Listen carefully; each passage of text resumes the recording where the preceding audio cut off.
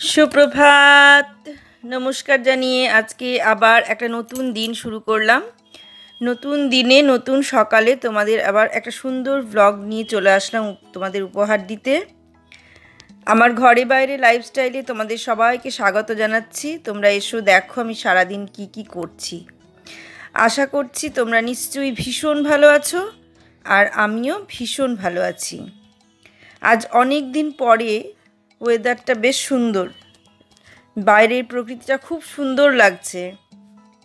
অত রৌদ্রের তাপপ্রবাহ যে হারে চলছিল সেটার থেকে একটু কম, অনেকটাই কম। বেশ বৃষ্টি হয়েছে, সেই বৃষ্টির কারণে সকালটা খুব ভালোই লাগছে। তো সেই কারণে আমি বাইরে এসেছি, আবার বাইরেটা দেখলাম, দেখে তোমাদের দেখাতে নিয়ে চলে আসলাম। তোমরা দেখো আমি সারাদিন কি করছি। আমার গোবিন্দ জবা ফুটেছে একটা, গোপালকে দেব। দেখো তোমরা আমি সারাদিন কি করি সেটা দেখতে থাকো। আগের দিন আমি সেইভাবে ভ্লগ দিতে পারিনি, কারণ আমি দেখেছো তোমরা নিশ্চয়ই, আমি বোনের বাড়িতে গিয়েছিলাম, সেখানে সারাদিন ব্যস্ত ছিলাম। সেই কারণে আমি ভ্লগ দিতে পারিনি, ছোট্ট করে শুধু একটু ওর ঘটনাটাই দিয়ে দিয়েছি। আর আজকে যে ব্লগটা দেখছো এটা বৃহস্পতিবারের ব্লগ, তোমরা পাবে শুক্রবার। পেতে অনেকটা দেরি হয়ে যাবে, কারণ এডিট করে ব্লগ ছাড়তে আমার অনেকটা দেরি হয়েছে। প্রতিদিনের মতো ঘরে এসে আমি আবার ঘরের কাজ শুরু করে দিলাম। দেখলে বিছানা দেখতে পাচ্ছ যে বিছানাটা গুছাচ্ছি। এটা আমার প্রতিদিনের ডিউটি। তোমরা প্রায়ই আমাকে এই কাজটা করতে দেখছো আর ভাবছো যে একই কাজ প্রতিদিন দেখাচ্ছে, কিন্তু কি করব বলো, এটাই আমাদের কাজ। আমাদের প্রতিদিন এই একই কাজ দেখাতে হয়, সেই কারণে। আর এটাকে সুন্দরভাবে সাজিয়ে গুছিয়ে উলট পালট করে আগে পরে করে বিভিন্নভাবে দেখায়, যাতে তোমাদের দেখতে ভালো লাগে আর আমারও কাজটা করতে ভালো লাগে।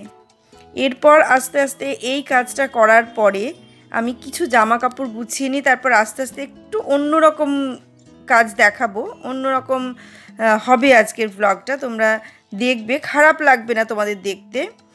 আমার যা সম্পত্তি আছে, যা কিছু আছে, এই যে বড় বড় খাটগুলো দেখছো, খাটের এই বক্সের ভেতরে যা আছে সেগুলো সব কিছু তোমাদের আজকে দেখিয়ে দেব। আর কিভাবে সেগুলো করছি পরপর সেগুলোও তোমাদের দেখাবো। হ্যাঁ, তবে আমি নিজে করছি না, কাউকে দিয়েই করানো হচ্ছে, কারণ আমি নিজে এতটা করতে পারবো না, আর আমার বড় এতটা পারবে না। তবে সঙ্গে ধরে দেবে, ও করবে। না হলে আরও একজন কাউকে লাগতো, তা দুজন না নিয়ে বললো আমি ধরে দেব, আর ও একা আসলেই হবে। তাই একজনকে বলা হয়েছিল বলতে সে অনেক দিন ধরেই আমাদের এই ধরনের কাজগুলো এগুলো করে দেয়, আমাদের এইভাবেই হেল্প করে দেয়। ওর সঙ্গে দেখা হয়েছিল, যার নাম রাজেশ। এর আগে তোমরা অ্যানিভার্সারি ব্লগ যারা দেখেছো, তারা অ্যানিভার্সারির ঘর গোছানো যারা দেখেছো, যেভাবে পরিষ্কার করা হচ্ছে, তারা দেখেছো যে রাজেশ আমাদের বাড়িতে আসে। আর যে সমস্ত ঘরের যে সমস্ত কাজগুলো যেগুলো আমরা একা করতে পারি না, সেগুলো ও আমাদের সঙ্গে হেল্প করে। ওই বেশিটা করে, আমরা কিছুটা করে হেল্প করে দিই। ওই করে বেশিটা, তা যেরকম বেশিরভাগটাই ওই করে।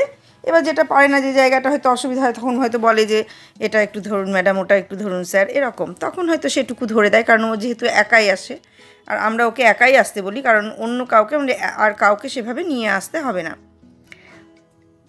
সেই কারণে ও একাই আসে, সেই জন্য আমাদের সঙ্গে একটু হাত লাগাতে হয়। তা ওর সঙ্গে আমাদের দেখা, আমরা যখন ওই আগের পুরনো ফ্ল্যাট থেকে এই নতুন ফ্ল্যাটটায় আসলাম, সেই সময় আমাদের বলেছিলাম তো তোমাদের, কৃষ্ণনগরেও একটা ভাড়া বাড়ি ছিল। তা সেই ভাড়া বাড়িতে আমরা যখন জিনিসপত্রগুলো সেই ভাড়া বাড়ি থেকে এই কলকাতার পুরনো ফ্ল্যাটে এসেছি, পুরনো ফ্ল্যাট থেকে আবার নতুন ফ্ল্যাটে এসেছি, এরকমভাবে দু জায়গার থেকে জিনিসপত্র বারবার আসা যাওয়া হয়েছে। তা সেই সময় আমরা ও প্যাকার্স মুভার্স যে করেছিলাম, যাদের সঙ্গে কথা বলেছিলাম, যে প্যাকার্স মুভার্সের সঙ্গে, তাদের মধ্যে একজন ছিল যার নাম রাজেশ। তা তখনই ওর সঙ্গে আমাদের পরিচয় হয়। তা আমি বলছিলাম যে পুরনো ফ্ল্যাটটা যখন ফাঁকা হলো, এই নতুন ফ্ল্যাটে যখন জিনিসপত্র আনা হলো, তখন আমি যখন বলেছিলাম যে পুরনো ফ্ল্যাটটা পরিষ্কার করব, কিভাবে করাবো, আমরা এখন কাকে খুঁজে পাবো, তখন ও রাজেশ বলল, অতজন অনেকেই ছিল, অনেকেই আমাদের গুছিয়েছে ওগুলো, তার মধ্যে রাজেশ যে ছেলেটা ছিল ও বলেছে হ্যাঁ ম্যাডাম, আমি মানে বলল যে আমি তো এগুলো করি, আমি পুরনো ফ্ল্যাট পরিষ্কার করে দিই, আবার নতুন ফ্ল্যাট সাজিয়ে দিই, আবার যদি বলেন যে নতুন ফ্ল্যাটও পরিষ্কার করতে হবে সেটাও আমি করে দিই। তো ও যখন এই ধরনের কথা বললো তখন আমরা বললাম ঠিক আছে, তাহলে তোমার নাম্বারটা দিও, তোমার সঙ্গে যোগাযোগ করব, করে তোমার সঙ্গে তাহলে কথাবার্তা বলবো, আমাদের যখন যা দরকার হবে বলবো। তা সেই আমাদের দরকার হলো বুবাইয়ের বিয়ে, কারণ আমাদের ফ্ল্যাটে আসার আগে বুবাইয়ের বিয়ে ঠিক হয়ে গিয়েছিল। তা যখন আমরা ওই ফ্ল্যাট থেকে এই ফ্ল্যাটে চলে আসলাম, কৃষ্ণনগর থেকে জিনিসপত্র আনা হলো, তখন ঘরগুলো সব উলটপালট হয়ে গিয়েছিল। তখন পুরনো ফ্ল্যাটটা পরিষ্কারের জন্য ওকে কন্ট্যাক্ট করা হলো ফোন করে, ও এসে করে দিয়ে গেল পুরো, মানে পুরনো ফ্ল্যাটটা এত সুন্দর করে ক্লিন করে দিয়ে গেল, মানে খুব যাতে মানে মনে হচ্ছিল যে নতুন করে বোধহয় আবার পালিশ করা হয়েছে, এত সুন্দর ক্লিন করেছিল। মানে তারপরে সেই মানে সেই সময় থেকে আর কি ও আমাদের বাড়িতে যে কোনো পরিস্থিতিতে ওকে ডাকা হয়। বুবাইয়ের বিয়ের সময় 7 দিন ধরে এক টানা ও ছিল, আমাদের কোনো কিছু করতে দেয়নি, এমনকি নিচ থেকে ওপরে যদি একটা কিছু নিয়ে যেতে হয়েছে তো সেটাও রাজেশ, ওর নাম রাজেশ। এই যে ফ্যান পরিষ্কার করছে দেখছো ফ্যানটা, আর সবচেয়ে ভালো হচ্ছে কাজ, এত পরিষ্কার কাজ আর এত গুছিয়ে করে, যে কোনো জিনিস যে অনেকে আছে না ফাঁকি দিয়ে এইটুকু করলাম ওটুকু বাদ দিয়ে দিলাম, যত ফাঁকি মেরে মানে সে তারাগোজা দিয়ে হয়ে যায় আর কি, জোড়াতালি দিয়ে, তো সেই রকম না, যতটা ও মানে পারবে, যতক্ষণও পারবে ততক্ষণ কখনও জোড়াতালি দেবে না, যেটা আমরা বলবো যে না এই জায়গাটা এরকম রেখে দাও, ছেড়ে দাও, সময় লাগবে, দেরি হয়ে যাবে, আর করতে হবে না, অত করতে হবে না, তোমাকে রেখে দাও, ও কিছুতেই শুনবে না, না পুরোটা কমপ্লিট করে তারপর থামবে। তো এইরকম মানে এতটাই ভালো আর এত বিশ্বস্ত, সবচেয়ে হচ্ছে বিশ্বস্ত, কারণ এখনকার দিনে এই জিনিসটারই অভাব, যে বিশ্বাসের খুব অভাব, কিন্তু ও এতটাই বিশ্বস্ত, ওর মানে ভরসায় সমস্ত কিছু আমরা গুছিয়ে রাখি, আর ও সমস্ত কিছু গুছিয়ে রাখে, সমস্ত কিছু যেটা এদিক ওদিক হয় ওই নিয়ে এসে হাতে দেয়। বিয়ের মধ্যে যে এত জিনিস উলটপালট হয়েছে কিন্তু কোনো জিনিস হারায়নি, সমস্ত জিনিস ও ওপর থেকে নিচে, নিচ থেকে এখানে, ওখান থেকে ওখানে সমস্ত জিনিস গুছিয়ে দিয়ে গেছে। আবার অ্যানিভার্সারির সময়ও তাই, অ্যানিভার্সারির সময়ও 2 দিন 3 দিন ধরে করেছে, তখনও ওরকম যে এখান থেকে যা জিনিস ছিল সমস্ত ঠিকঠাক করে গুছিয়ে দিয়ে গেছে, এত ভালো আর ভীষণ শান্ত, ভীষণ ভালো ছেলে। আর আজকে তোমাদেরকে দেখিয়ে দিলাম যে আমাদের খাটের ভেতরে কি কি আছে, বক্স খাটের ভেতরে, মানে 2টো খাটের ভেতরেই এইসব একই জিনিস আছে, বোধহয় 3-4টে তোষকই আছে এক গাদা। এই যে দেখছো এই তোষকটা নামানো হয়েছিল ওই যখন ওই ড্রাইভার এসেছিল, ওদের কাকুর ড্রাইভার শুলো, তখন কমিউনিটি হলে তোষকটা বের করে নিয়ে গিয়ে পেতে দেওয়া হয়েছিল। তা এগুলো আর আমরা মানে বিক্রি করিনি বা কিছু করিনি, এগুলো রেখে দিয়েছি, তার কারণ এগুলো আমি দেখলাম বুবাইয়ের বিয়ের সময় এগুলো যেভাবে কাজে লাগলো আমার, সেই কারণে আমি আর বিক্রি করিনি। আর প্রচুর ক্যাথা, মানে ক্যাথার অভাব নাই, করিমপুরে থাকতে এত হারে ক্যাথা বানিয়েছি, মানে প্রচুর ক্যাথা সেলাই করা হয়েছে। তখন শাড়ি পরতাম, যত ক্যাথা দেখছো সব আমার শাড়ি, একটাও কারোর কোনো শাড়ি নেই, সমস্ত শাড়ি আমার, আর বিছানার চাদর আমার দিয়ে আমি ক্যাথা করেছি সেলাই। তা মানে ওখানে করে দিয়েছে আর কি, আমি নিজে হাতে করিনি, সবাই মিলে করেছে, পাড়ায় সব অনেকে ছিল তারা করেছে, এইভাবে ক্যাথা সেলাই করে প্রচুর ক্যাথা হয়েছে। তা এখন এই ক্যাথাগুলো যে ঢাকতে হয়, আবার ওপরে কাপড় দিয়ে ঢাকতে হয়, না হলে ওপরটা ছিঁড়ে যায়, তা সেই ঢাকার লোক পাচ্ছি না, দেখা যাক আবার খোঁজ করতে হবে, থাকতে থাকতে ঠিক খোঁজে পাওয়া যাবে। তবে এখন তো আর এগুলো চল নেই, এখন তো সব কম্বল গায়ে দিচ্ছে, এসি কমফর্টার গায়ে দিচ্ছে, এই সমস্ত গায়ে দিয়ে দিয়ে দিন কাটিয়ে দিচ্ছে, কাজেই এখন শীতে এগুলো আর কেউ ব্যবহার করে না, লেপও ব্যবহার করে না, এত লেপ, আমি ভাবি যে লেপগুলো কোথায় রাখবো, কাউকে দিয়ে দিই না, তার কারণ কোনো একটা অনুষ্ঠান হলেই এগুলো কাজে লেগে যায়। আর এটা আমার শ্বশুরবাড়িতে থাকতেও এই জিনিসটা হতো, তখন মানে সবে বিয়ে হয়েছে, তখন ওই শাশুড়ির যা ছিল তাই নিয়েই ব্যবহার করতাম, কেউ আসলে বা যা কিছু হতো তাই দিয়েই ব্যবহার হতো। তারপর তো আমার নিজের দরকার, তখন আস্তে আস্তে আস্তে আস্তে আস্তে নিজে কাপড় ছিঁড়তে আর কাঁথা সেলাই করা শুরু করে দিতাম, মানে বলতাম যে পাশের বাড়ি একজন ছিল তাকে বলতাম, সেই বেশি করতো। ও একজন বয়স্ক মানুষ, ও খুব প্রচুর কাঁথা সেলাই করে দিয়েছে আমার। তা ওই করে দিত কাঁথা বেশিরভাগ। তো তারপরে মেশিনেও সেলাই করিয়েছি, কাঁথাটা পেরে নিয়ে মেশিনে দিয়ে দিলে মেশিনে সেলাই করে দিত। মানে খুব ভালো সেলাই করতো মেশিনে। একজন ছিল পাড়াতেই, সেও মেশিনেই কাঁথা সেলাই করে দিত। তা এই করে করে প্রচুর কাঁথা হয়ে গেছে। তা দেখলাম যে কোনো একটা অনুষ্ঠানে যেভাবে কাঁথাগুলো কাজে লাগে, তাই সেগুলো আর কাউকে আমি দিইনি। দেবই বা কেন, আমার তো প্রয়োজনে লাগছে। এক সময় এগুলো স্মৃতি, কাঁথা এখন স্মৃতি হয়ে গেছে। কারণ ওগুলো এখন আর মানুষ খুবই কম ব্যবহার করে। খুব সব বাড়িতে গেলেই আমি দেখেছি কম্বলই দেয় ব্যবহার করতে, কাঁথা টাথা আর কেউ ব্যবহার করে না। তো দেখছো এইভাবে ঘর গোছানো হচ্ছে। আর তারপরে দুটো গদি দেখলে, কারণ আমাদের কৃষ্ণনগরে একটা খাট ছিল, খাটটা আমরা কৃষ্ণনগরেই বিক্রি করে দিয়েছি। আর একটা আলমারি ছিল, সেই আলমারিটাও কৃষ্ণনগরে বিক্রি করে দিয়েছি, কারণ ওগুলো বিক্রি করে দিয়েছি। বিক্রি করে দিয়ে গদিটা আর বিক্রি করিনি। যে খাট নিল সেই বলেছিল যে গদি নেবে, কিন্তু আমি গদি আমরা দিইনি, কারণ গদিটা দরকার হবে, সেই কারণে গদি দিইনি। আর গদিটা ভালো ছিল বেশ, ওই জন্য বললাম যে না, গদি বিক্রি করবো না। বারবার বলেছিল যে বৌদি গদিটা দিয়ে দাও, আমি কিনে নেবো। আমরা না, আমরা গদি বিক্রি করবো না। ভাগ্যি গদিটা বিক্রি করিনি। গদিটা আমাদের খুব কাজে লাগলো বুবাইয়ের বিয়ের সময়। এই সামনের ডাইনিংটায়, ওই ড্রয়িং রুমটাতে ওই যে খাট কাটা যে সোফাটা আছে, ওটা পুরনো ফ্ল্যাটে ছিল। তখন পুরনো ফ্ল্যাটটা বিক্রি করা হয়নি, কারণ করিও নিজে বুবাইয়ের বিয়েতে লাগবে বলে পুরনো ফ্ল্যাটে ছিল। আর এখানে শুধু এমনি ওই সোফাটা ছিল, আর সামনেটায় ওই গদিটা পেতে রাখা হয়েছিল। গদির ওপর একটা তোষক দিয়ে, চাদর দিয়ে পেতে রাখা হয়েছিল। যত অত্যাচার ওই গদির ওপরেই হয়েছে। ঘরের ভেতরে খুব কম লোকই, মানে যারা শুয়েছে ঘুমিয়েছে ঘরের ভেতরে এসছে, আর বাকি সব ওই গদির ওপরেই লাফিয়েছে। আর খুব ভালো লাগতো, এক জায়গায় অতজন মিলে 7 দিন 10 দিন ধরে খুব আড্ডা হয়েছে, দারুণ মজা হয়েছে বুয়ের বিয়েতে। আর তারপর সামনের ফ্ল্যাটগুলো বিক্রি হয়েছিল না, প্রমোটারকে বলা হয়েছিল সামনের ফ্ল্যাট দুটো পুরো দিয়ে দিয়েছিল। সেই ফ্ল্যাট দুটো রাজেশকে দিয়ে পরিষ্কার করিয়ে নিয়ে সমস্ত কিছু, আমার তো ঘরে দুনিয়ার তোষক কাড়িয়ে ওইগুলো সব পেতে দিয়ে দিয়ে সব শোয়া হয়েছিল। তো যাই হোক, খুব ভালো দিনগুলো কেটেছে।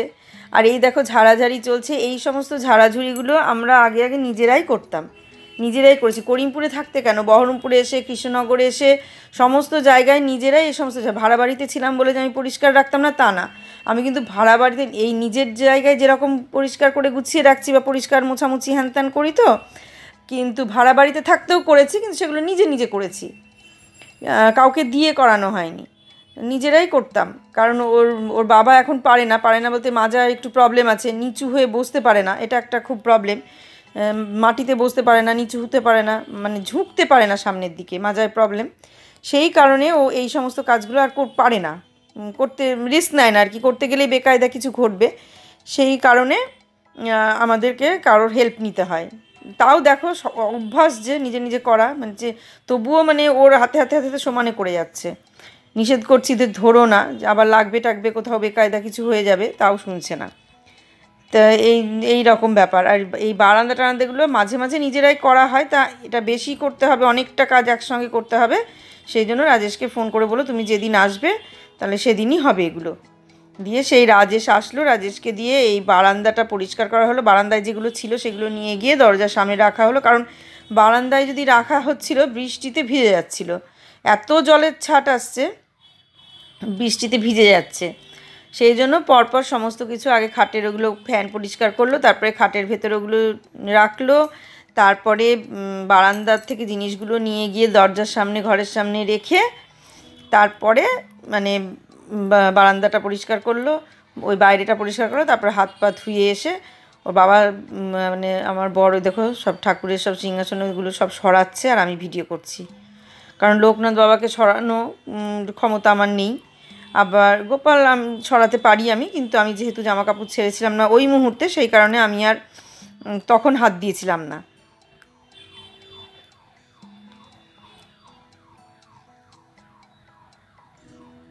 দিয়ে ওরাই দুজনে মিলে সমস্ত কিছু করলো। ওর বাবা সব ঠাকুরগুলো সরিয়ে দিল, আর সিংহাসনটা মানে মুছে নিল, ভালো করে পরিষ্কার করে মুছে নিয়ে। ওই দেখো প্রচণ্ড ভারী, একার ক্ষমতা নেই ওর ধরার। 3টে পার্টে আছে, 4টে পার্ট আছে, একদম নিচে একটা আছে, তার মাঝখানে একটা আছে, তার উপরে এইটা আছে, তার উপরে চূড়াটা আছে। এখন দেখছি চূড়াটা না দিলেই মানে খারাপ লাগতো না, ভালোই লাগতো। চূড়াটা দিয়ে অনেকটা লম্বা, মানে হাইটটা অনেকটা হয়ে গেছে, তো ওটার থেকেও চূড়াটা না দিলে খারাপ লাগতো না, ভালোই লাগতো। চূড়াটা যখন দেওয়া হয়েছিল না তখন দেখলাম বেশ ভালো লাগছিল। এই দেখো ঠাকুরটা ঘুরিয়ে দিল। সবাই বলল যে আমার যেদিকে মুখ আছে ঠাকুরের সেদিকটা ভুল দিক, ওই দিকে মুখ রাখা যায় না, ঠাকুরের মুখ ওদিকে রেখে পুজো করা উচিত না।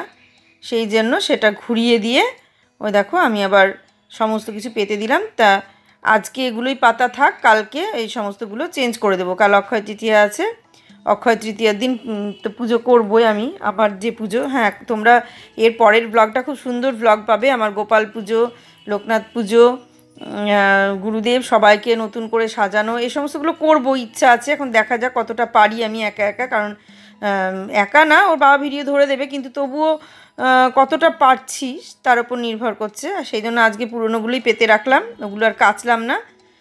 কালকে আমি সব নতুন নতুন পেতে বসিয়ে তারপরে স্নান টান করিয়ে সমস্ত পুজো করবো কাল, এটা ইচ্ছা আছে। আর বালিশের আর তোষকের ওয়ারগুলো দেখা যাক কবে দিচ্ছে।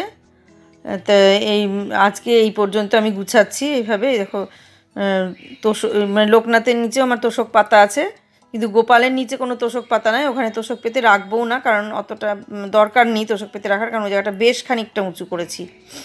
আর ওখানে অন্য কিছু পাতবো, আর ওখানটা একটা বেদি নিয়ে আসবো, ইচ্ছে আছে।